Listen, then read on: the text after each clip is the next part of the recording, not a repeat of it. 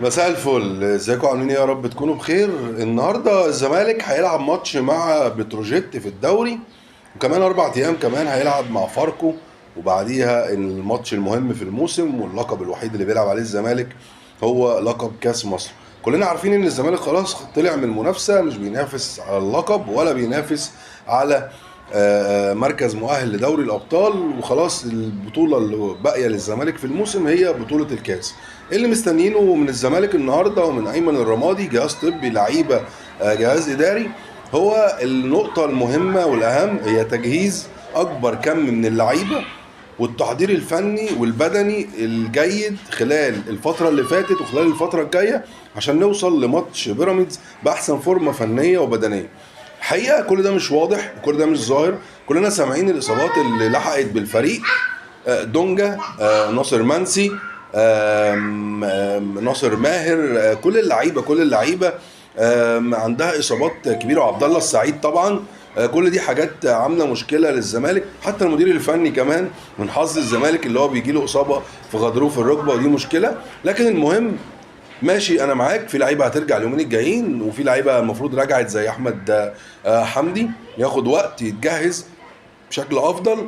كمان عندنا احمد الجفالي المفروض راجع، ومش في ماتش النهارده لكن المفروض يخش الماتشات الجايه. الزمالك في احتياج لكل عنصر وكل اسم موجود في القايمه على ماتش بيراميدز.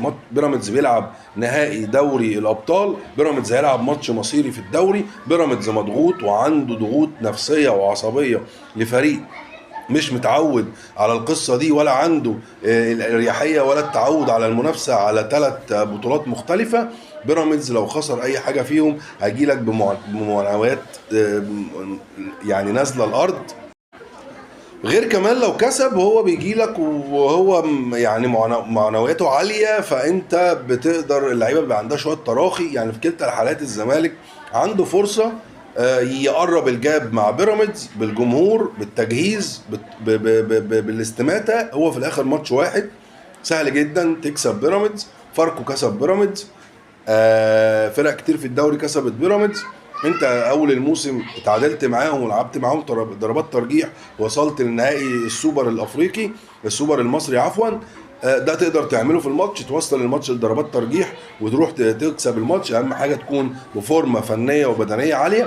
ده المطلوب من كابتن ايمن الرمادي. الحقيقه احنا مش شايفينه زي ما قلت بسبب المشاكل اللي على مستوى الفرقه في الاصابات والغيابات، وحتى المدرب زي ما كلمتكم. لكن المشكله الاكبر اللي انت لازم من النهارده تكون بتجهز، لازم من النهارده تكون عامل حسابك ان دي النقطه الوحيده في موسم الزمالك، ان دي النقطه الوحيده اللي انت شغال عليها، ان دي الحاجه اللي هي املك في الموسم عشان الزمالك يفضل موجود. الزمالك عنده ريكورد يا جماعه من بدايه تاريخه، ان الزمالك بيحافظ على الاقل في الالعاب الجماعيه على الفوز ببطوله واحده خلال مسيرته.